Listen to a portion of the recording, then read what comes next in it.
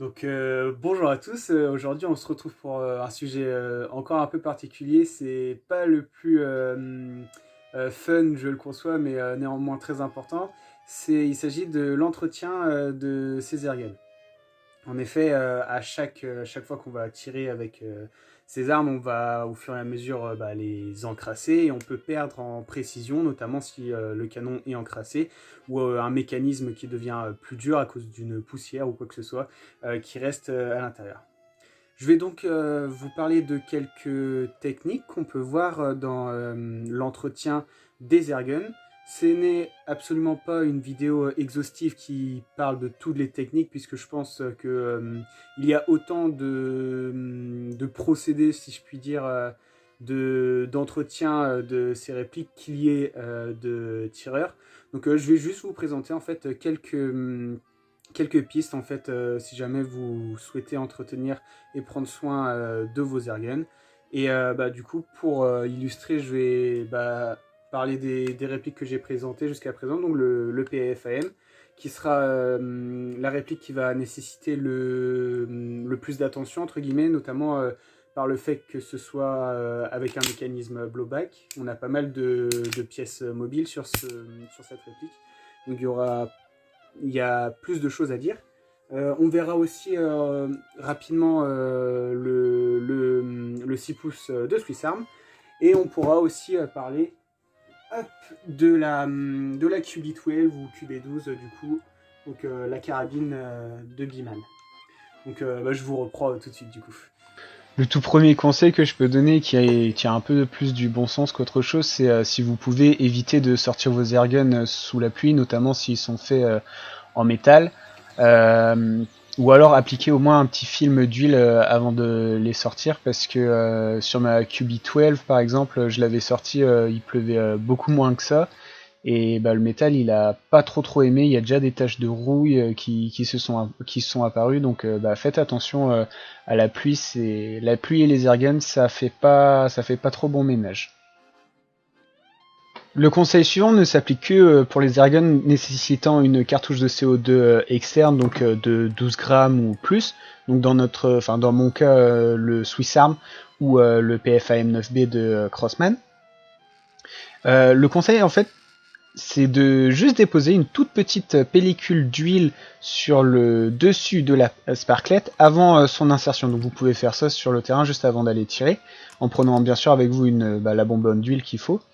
Et vous déposez cette petite pellicule d'huile sur l'opercule, ou alors vous déposez directement de l'huile au niveau de l'aiguille qui percera cet opercule, dans le chargeur ou dans la crosse dans ce cas présent.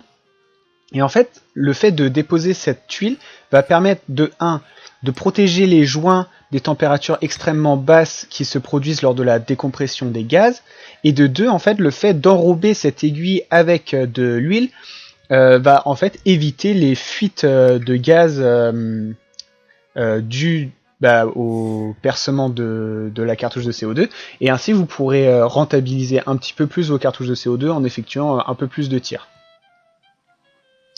Petite remarque aussi qui suit justement après l'insertion de la sparklette de CO2, c'est qu'il ne sert à rien en fait de visser extrêmement fort la sparklette. En fait, une fois que vous avez entendu que celle-ci a été percée, vous pouvez donner un petit coup de vis encore, mais ça sert à rien de faire des tours et des tours, puisque vous allez en fait trop enfoncer la vis, et comme vous le voyez là, en fait là j'ai deux vis justement de percement. Donc il y en a une qui a pris très cher, parce que en fait je l'avais trop enfoncé dans le Swiss Arm, et en fait on a dû la sortir à la manière bourrine. Donc faites attention lors de vos vissages, ce n'est pas nécessaire de faire des tours et des tours de vis une fois que vous avez entendu que la sparklette a été percée. On va s'intéresser maintenant un peu plus en détail à l'entretien du PFAM 9B, mais cette partie s'applique en fait à tous les airguns qui disposent d'une culasse mobile, c'est-à-dire équipés d'un système blowback. Hop, on se retrouve à mon bureau. Là, je suis assis devant mon bureau, plutôt, c'est mieux que sur le bureau. Je vous conseille juste pour l'entretien de vos armes de vous mettre dans une position qui vous convient, que ce soit assis ou debout, avec un peu d'espace quand même pour manipuler. et surtout de bien poser les choses à plat pour ne pas perdre de pièces. Donc je vais énumérer en fait les outils que je vais utiliser pour l'entretien du PFAM. Et on commence tout de suite avec des mouchoirs ou sopalin, ça va très bien aussi, tout ce qu'il y a de plus classique. Un tissu en coton aussi se fait très bien l'affaire. J'utiliserai aussi quelques cotons-tiges. Une brosse à dents, ce n'est pas indispensable, mais c'est très utile pour aller chercher des endroits qui sont difficiles d'accès. De l'huile lubrifiante multi-usage pour les pièces pour les pièces en contact métal-métal et métal-plastique. Du lubrifiant silicone qui sera très important pour la régénération des joints. Et ici, juste un chiffon en microfibre pour nettoyer l'armature, en fait, l'extérieur de nos répliques. À titre d'illustration aussi, j'utiliserai cette pique, mais pour représenter en fait les tiges de nettoyage. J'utilise ça parce que moi je n'ai pas de tige de nettoyage. C'est juste à titre d'illustration, je ne l'utiliserai pas comme il se doit, si je puis dire, puisque j'ai trouvé un autre moyen pour nettoyer le canon. Parce que normalement les tiges de nettoyage servent à nettoyer les canons. Mais moi je n'en ai pas et je vous présenterai plus tard en fait un autre moyen qui permet de nettoyer le canon tout aussi bien. Ok, donc la première étape pour cet entretien est le démontage de l'arme. Donc petit 1, on retire le chargeur. Petit 2, pour le PFAM, on appuie sur ce bouton situé sur la droite et on envoie le levier vers le bas. Comme vous avez entendu, la glissière s'est décrochée d'elle-même et on peut donc séparer glissière et corps de l'arme. L'étape suivante consiste en fait à enlever le canon et le ressort de la culasse. Pour ça, en fait, il faut pousser le ressort vers l'avant et en fait le désolidariser de la culasse. Et là, par exemple, je tiens le canon et je peux enlever le ressort ensuite. On peut séparer le ressort et la tige qui la guide et ainsi là, on a toutes nos pièces démontées. Là, on arrive justement à l'étape où je disais illustrer seulement avec la broche puisque je n'ai pas de tige de nettoyage. Le but, en fait, si vous avez une tige, c'est de couper un petit bout de papier, donc là, par exemple, un mouchoir, que vous allez venir enrouler autour de votre tige de nettoyage. Normalement, vous devriez être en mesure de bien faire en sorte que le papier tienne bien à la tige. Et ensuite, tout ce que vous avez à faire, c'est prendre votre canon démonté et venir faire des allers-retours dans votre canon de part et d'autre de chaque extrémité pour venir le nettoyer. Il faut répéter l'opération autant de fois que nécessaire jusqu'à ce que votre papier en fait ressorte blanc en fait une fois le canon lavé. Vous pouvez même en dernier passage imbiber un peu ce papier d'huile pour en fait huiler votre canon et éliminer des résidus. Si jamais vous n'avez vraiment aucun moyen de nettoyer ce canon, vous pouvez toujours utiliser la technique un peu plus artisanale et plus partielle, c'est en fait l'utilisation de coton-tige. Ça ne sert à rien de forcer sur le coton-tige pour qu'il rentre si jamais il rentre pas du premier coup. Ils ne sont pas tous du même diamètre, donc essayez-en un autre si jamais ça rentre pas. Et comme ça, vous pourrez au moins chasser les résidus les plus extérieurs du canon. Vous pouvez aussi imbiber une partie du coton-tige d'huile pour venir huiler ce que vous pouvez du canon et ainsi éliminer des résidus ou chasser en fait des résidus métalliques qui seraient restés dans le canon. Faites cela des deux extrémités du canon pour couvrir la plus grande plage possible. Une fois l'interne de votre canon correctement nettoyé, ou du moins comme vous pouvez ensuite venir nettoyer le corps et la glissière avec un mouchoir, un sopalin ou un tissu en coton pour en fait éliminer la graisse restante. Et en fait le but c'est de venir nettoyer où vous pouvez votre arme jusqu'à ce que en fait il n'y ait plus de noir en fait que votre tissu ou votre support de nettoyage ressorte propre en fait après le dernier passage. Il y a des parties qui sont faciles à nettoyer, où on peut accéder facilement, et d'autres, où, notamment dans la glissière, où il faut utiliser soit des cotons-tiges, soit une brosse à dents, ou s'appliquer un petit peu plus pour chasser en fait cette graisse résiduelle. Le tout est de faire attention en fait à bien respecter notamment le système de ressorts qui se trouve dans votre glissière. N'y allez pas comme des bourrins, faites juste attention aux ressorts à ne pas les enlever, en fait les décrocher de leur support, parce que sinon ça peut être un peu chiant à les remettre. Ça se fait, mais si vous pouvez éviter de vous infliger cela, ce serait aussi bien. Une fois vos différentes pièces correctement dégraissées et bien nettoyées, il vous reste juste à appliquer de l'huile ou un lubrifiant assez puissant pour en fait venir faire le contact entre les différentes parties de la réplique. Donc en fait c'est assez simple, notamment si votre réplique a été pas mal usée. Il suffit surtout de se concentrer dans les zones qui sont grisées. C'est les zones où il y a le plus de frottement entre la glissière et le corps.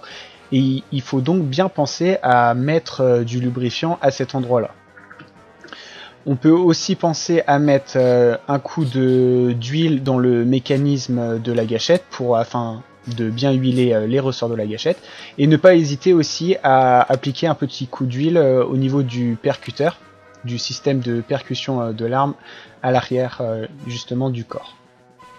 Le tout en fait est qu'il ne faut pas noyer non plus votre réplique sous l'huile, ça sert à rien. Juste une toute petite couche d'huile fait l'affaire. C'est pour ça que moi j'aime bien en fait déposer une petite dose d'huile sur un papier, que j'enrobe ensuite l'arme dedans, et puis je suis au moins sûr que je dépose un petit film d'huile sur chacune des parties, et je ne la noie pas en fait non plus sous l'huile.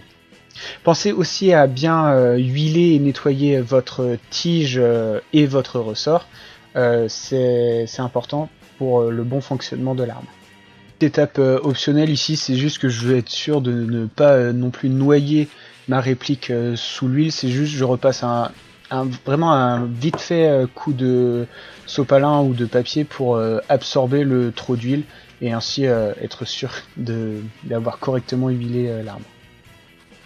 À partir de cette étape, normalement votre corps d'arme et votre canon sont nettoyés et bien huilés. On peut s'intéresser au chargeur. On peut passer un coup sur l'extérieur pour être sûr qu'il n'y ait pas de salissure ou quoi que ce soit.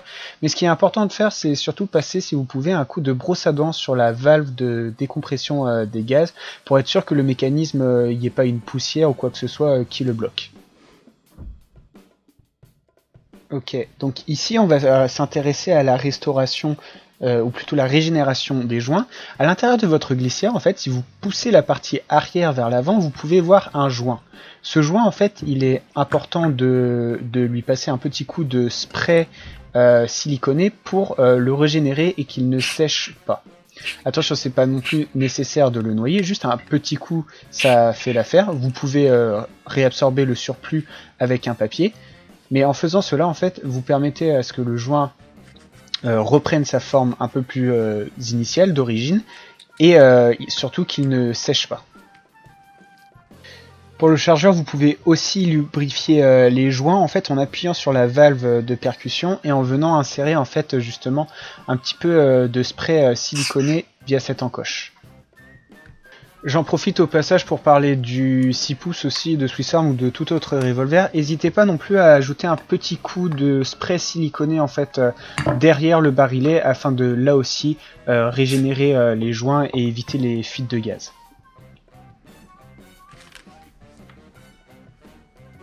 Une fois que vous avez correctement nettoyé, huilé et régénérer les joints, il ne reste plus qu'à remonter l'ensemble de la réplique. Donc dans le cas du PFAM, on met d'abord le ressort et le guide dans la glissière à l'emplacement correspondant. Attention à bien maintenir ce dernier pour ne pas qu'il saute n'importe où. Une fois celui-là en place, on le pousse vers l'avant et on revient mettre en place le canon de l'arme dans la glissière. On vérifie bien à ce que l'ensemble soit bien mis. Notamment que le ressort repousse bien le canon comme il faut, et une fois qu'on s'est assuré de cela, il ne reste plus qu'à venir remettre le canon sur le corps de l'arme en venant en fait tout simplement glisser ce dernier sur le corps. On vérifie que tout fonctionne bien en faisant des allers-retours avec la culasse, que le marteau revienne bien à chaque détente, et normalement à partir d'ici, votre arme est correctement huilée et a été correctement entretenue. Vous pouvez aussi faire un test avec le chargeur, bien entendu, pour voir s'il n'y a pas de souci. Et ainsi, vous êtes OK. Cette étape est vraiment optionnelle, c'est juste pour être sûr qu'il n'y ait pas trop d'huile toujours, mais c'est juste passer un coup en fait de chiffon microfilm sur l'extérieur de la réplique pour qu'elle ait un aspect propre et qu'elle soit pas trop collante ou glissante plutôt la prochaine fois que vous vous en servirez.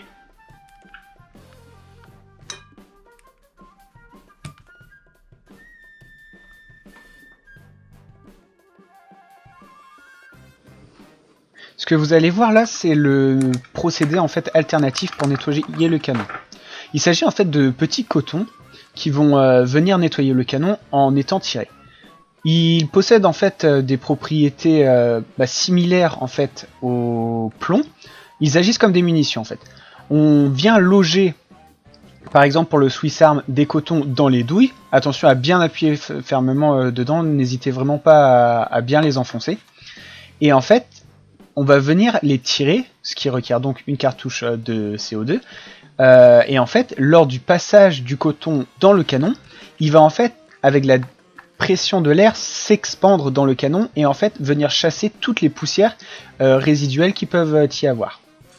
La chose que j'aime bien faire avec le Swiss Arm, c'est qu'en fait, je charge un barillet de 6 cotons.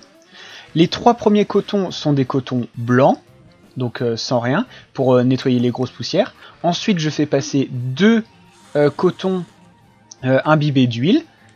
Et ensuite, je tire un dernier coton blanc pour enlever le trop d'huile dans le canon. Ce type de nettoyage de canon fonctionne également pour tout ce qui est carabine monocoup, donc en break barrel ou cassage du canon. Il suffit juste d'insérer le plomb comme un plomb normal en fait, et pareil, lors de la décompression, le plomb va s'expandre dans le canon et venir chasser en fait tous les résidus qu'il y a. Bon, par contre, avec la QB12, là, j'ai dû en tirer sans doute une bonne dizaine avant d'avoir un résultat correct, c'est-à-dire des plombs qui sortent blancs à la fin. Donc, ouais, là, le nettoyage était réellement nécessaire. En revanche, pour tout ce qui est armes avec des chargeurs modulaires, donc dans mon cas le PFAM, je n'essaierai pas en fait d'utiliser ces cotons, je suis quasiment sûr qu'ils resteraient bloqués dans le chargeur. Donc ces cotons sont une bonne alternative pour nettoyer les canons, mais ils ne remplacent pas non plus totalement les tiges de nettoyage. Donc à l'avenir, il faudra que je me fournisse en tiges de nettoyage. Je pense pas qu'il y ait d'alternative en fait si je veux correctement nettoyer mes armes avec des chargeurs. Autre petit conseil bien sûr que je peux vous donner en fin de séance, c'est bien sûr avec les capsules de CO2. Contrairement à l'airsoft, on ne laisse jamais de gaz dans ces répliques, même s'il reste un peu d'air. Là on va sans doute entendre un pchit. Ça va. Ouais, ça va. Même si vous reste un peu de gaz dans votre cartouche, il est toujours mieux de vider complètement votre réplique en fait, plutôt que de laisser une pression constante sur les joints qui pourraient à la longue endommager et vous faire avoir des fuites de gaz en fait.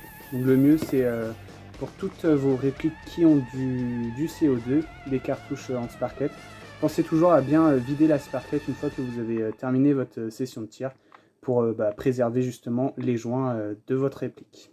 Donc voilà pour ce que j'avais à dire concernant l'entretien des airguns.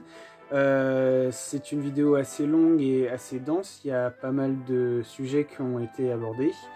Bien entendu, je le rappelle, ce n'est pas une vidéo exhaustive qui récapitule toutes les méthodes de nettoyage, il en existe bien d'autres. Tout le monde a sa façon de le faire et je vous invite grandement aussi à vous renseigner plus en détail. Notamment si vous avez des modèles différents de ceux que j'ai présentés. Vous trouverez vous-même à force en fait la méthode qui vous convient, mais je pense que les pistes que j'ai abordées sont des bonnes bases en fait si jamais vous souhaitez vous lancer dans l'entretien de vos airguns. Je vous remercie encore grandement d'avoir regardé cette vidéo et je vous dis à la prochaine. Salut!